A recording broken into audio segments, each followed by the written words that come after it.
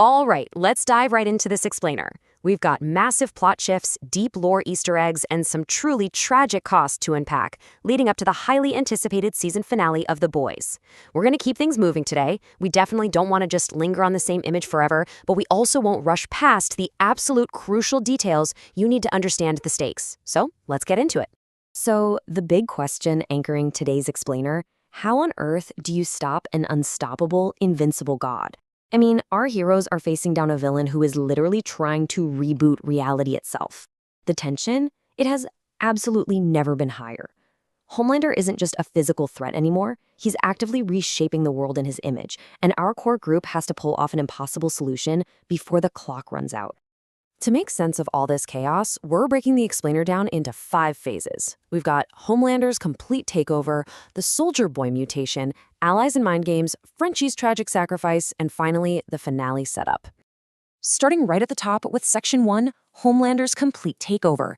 Let's look at what happens when unchecked power claims absolute authority. Notice how the show frames his massive god complex right here.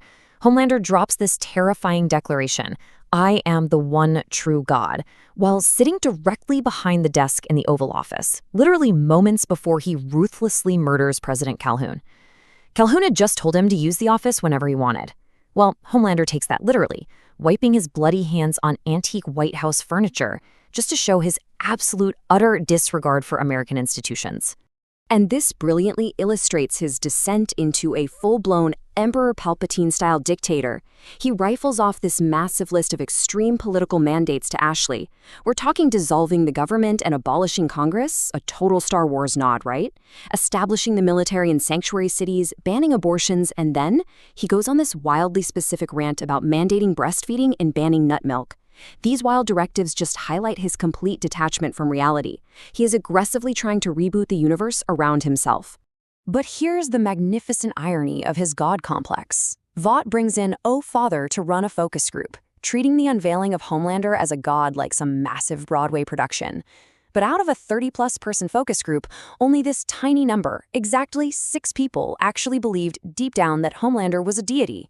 I mean, even with a completely cheesy commercial where Jesus literally hands over his crown of thorns to Homelander, almost nobody is buying it. And of course, that enrages him enough to order the execution of the non-believers.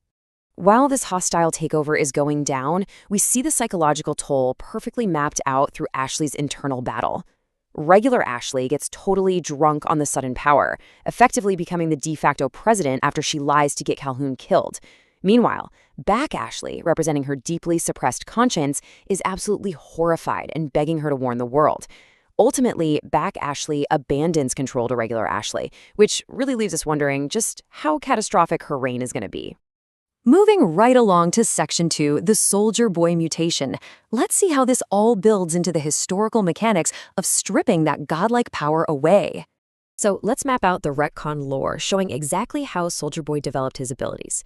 Back in the 1940s, he got dosed with V1, gaining basic Captain America-style strength and immortality. Then, Vought literally threw him into an atomic bomb test just to see if he'd survive. But the real game changer happened when the Russians captured him.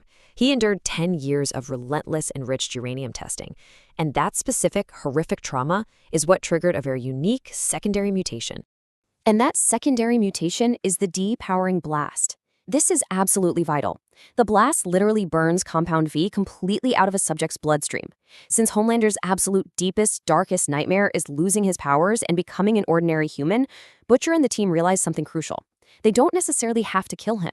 They just have to artificially recreate this exact radiation mutation in Kimiko using enriched uranium. But pulling off a plan like that, you need help. That brings us to Section 3, Allies and Mind Games, where we look at the intense psychological warfare happening behind the scenes.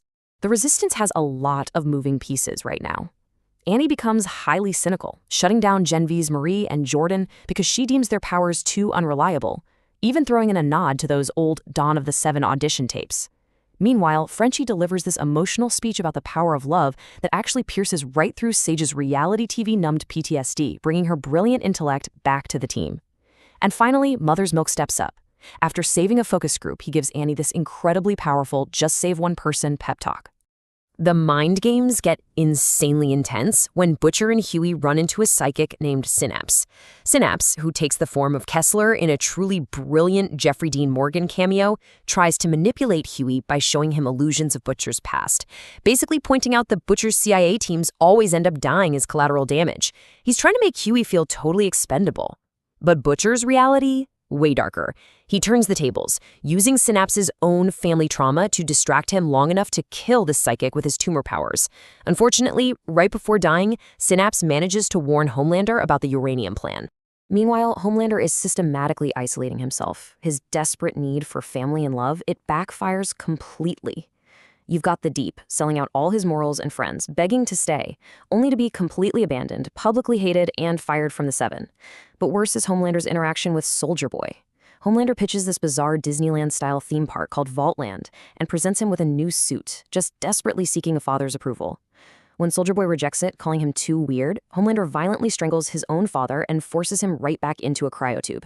This complete isolation sets Homelander on an absolute warpath, which brings us to Section 4, Frenchie's tragic sacrifice, the emotional climax of our explainer.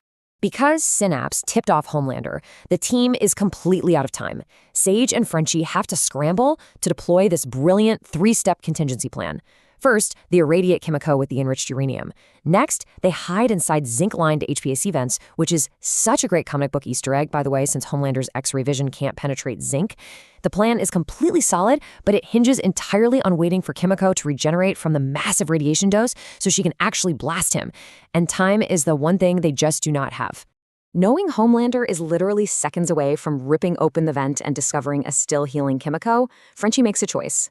He steps out of hiding and delivers this absolutely devastating line. "You've never done an interesting thing in your entire life." It strikes directly at Homelander's deepest insecurities. Frenchie knows physical attacks are totally useless, so he intentionally inflicts massive psychological damage just to distract him. And it works. Frenchie softly taps the vent door to draw Homelander away, making this stark, quiet choice to step away from Kimiko. Homelander totally takes the bait, leaving to hunt her down elsewhere, completely unaware she was right behind the metal.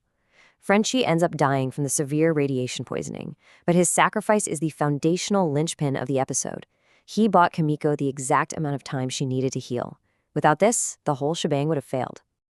Okay, let's wrap this up with Section 5, the finale setup, and see exactly where the board is set as we barrel toward the end of the season.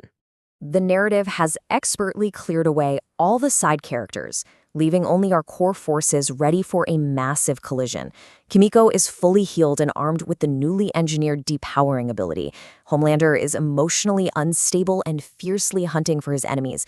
Soldier Boy is trapped in cryostasis nearby. And Ashley somehow holds the highest political office in the country while fighting a literal war inside her own mind. Which brings us to our final question. The pieces are all on the board, but the outcome is wild. Will Frenchie's tragic sacrifice truly be the key to breaking a god and burning the Compound V right out of Homelander's veins? Or will a cornered, unhinged dictator burn the entire world to ash before he ever lets his powers slip away? It is a phenomenal cliffhanger, and I absolutely cannot wait to see the collateral damage in the final showdown. Catch you next time.